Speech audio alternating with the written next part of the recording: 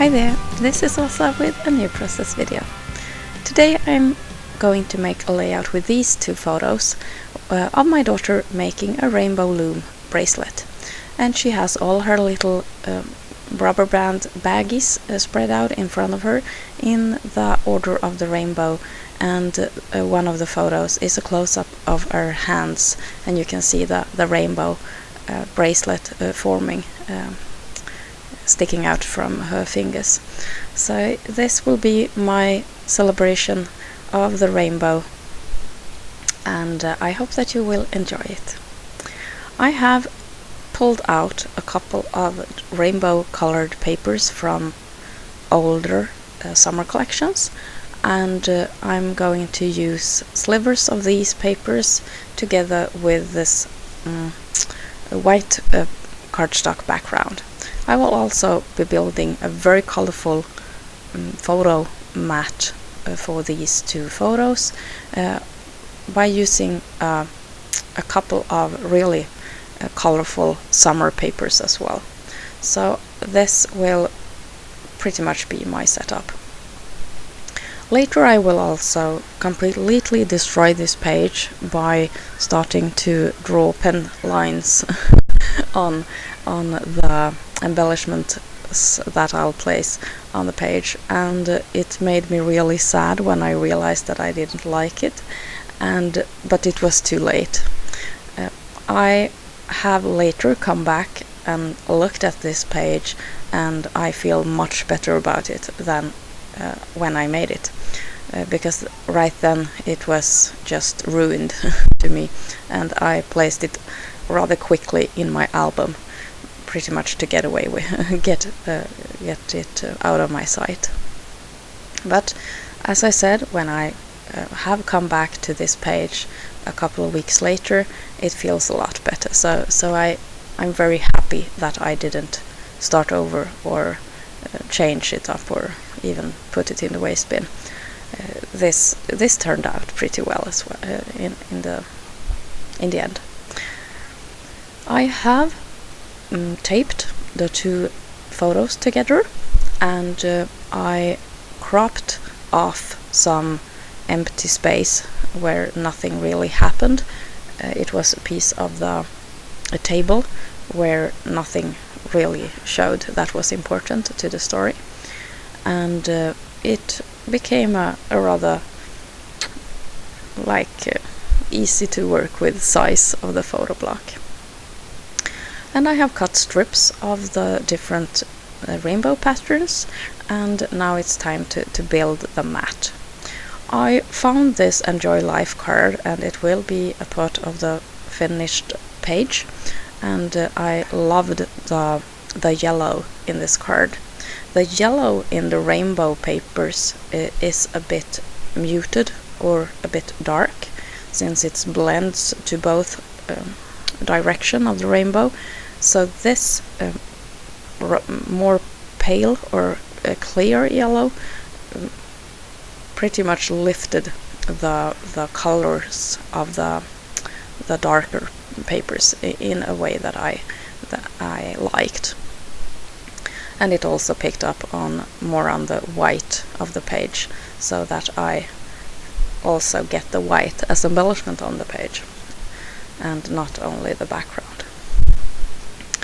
I don't mind that aqua colored paper is uneven. You see that now it sticks out differently on the left side than on the right side, and that's totally okay with me.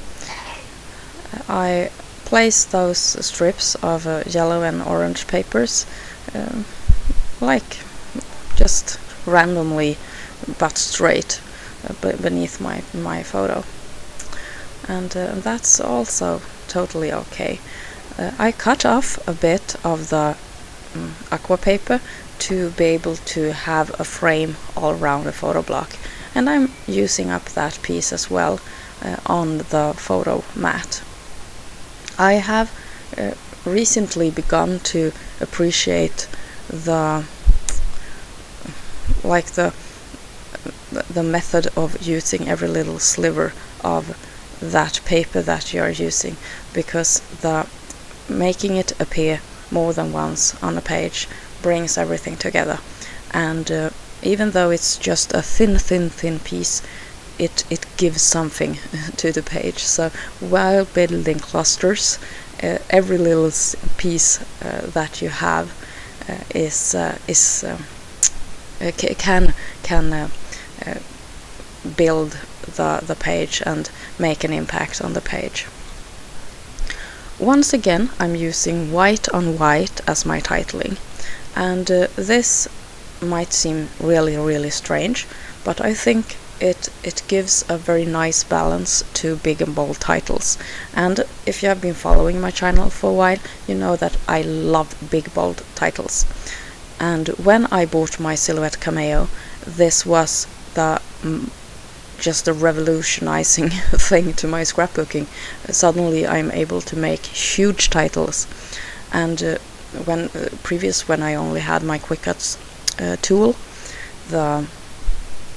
and a Cuttlebug, these big bold alphas, the grand alphas, those were my favorites, and I invested in one that was really easy to use, and you could use it all over again.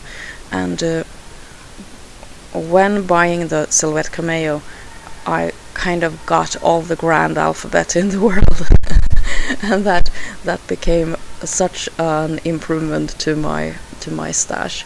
I love to sit on dafont.com and browse for fonts, so that I can get ideas for layouts and future projects. But when placing white on white, you need to outline the letters, and I do that with a really thin pen, and suddenly it becomes readable. The main title is Rainbows, and it forms the overall title, Making Rainbows, together with these the smaller font that I had cut out. So I placed the making with the I dot as a center in a half circle, and I thought that was really pretty. And nothing really happened in the photos at that place, so I didn't obscure anything by placing the title on top of the photo. Now I have picked out my 3 different sizes of perler bead dots, and I'm going to sprinkle them in 2 different places on the page, or perhaps 3, I really don't remember. And I'm using clear colors, those that fit the striped paper of the rainbow, and I'm placing them up on what's that called? Glue dots, mini glue dots, and that works pretty well. It works a lot better than my liquid glue, but because when the liquid glue hardens, the dots come off. So a soft, or almost like, you know what I mean, an adhesive that doesn't dry hard works a lot better, especially if the pages bend a little in the page protectors. I have stamped with a roller stamp in a couple of places, and I think that bridges a photo block very well onto a white background, or any background that's solid color. And I'm using a couple of just details that I had laying on my desk, these border strips are from Kaisercraft, and I had used them on a previous page, and these were just leftovers that I had at hand, so I decided to use those. And then I realized that I would get a much better impression for the eye if I added a couple of strips of black slim washi tape. So I tried a couple of different ways to do that, and at the same time pick up on the blackness in the border strip that I had used. So I'll try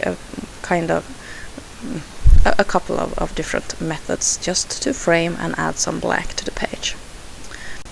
Don't worry about strange background noises. We are not under attack and nobody is being hurt. It's my son watching a movie in the background. I hope you don't hear too much of the noise. He's watching Harry Potter, and that's something sweet that I like to encourage. So that's okay. I hope you don't mind an occasional cry or spell being cast in the background. Now it's time for my big mistake in this process, and I think I discussed this page with hubby, and he thought that the dots got lost a bit. They looked strange, and I was totally okay with that. I really saw what he saw, and he suggested that I outline them in some kind of way. So I just grabbed my pen and started outlining and didn't think about what I was doing, and that was pretty much the problem. I could have made this a lot better, and the circles got uneven and looked messy, and at first I was so disappointed. And as you can see, I'm outlining on top of the pattern paper, so I could really just take everything away. And this is the part where everything looks just so strange, when the dots are so close together that the outline circles go on top of each other. That was pretty much the thing that I had a problem with. But when you just look at the page as a page with two pretty photos, everything just, it's okay. And I love the fact that I have these rainbow photos in my album, and that I had the opportunity to make my own rainbow celebration at this very dark time in our world. Thank you so much for watching, and I hope to see you soon here in my channel again. Take care. This is Åsa. Bye!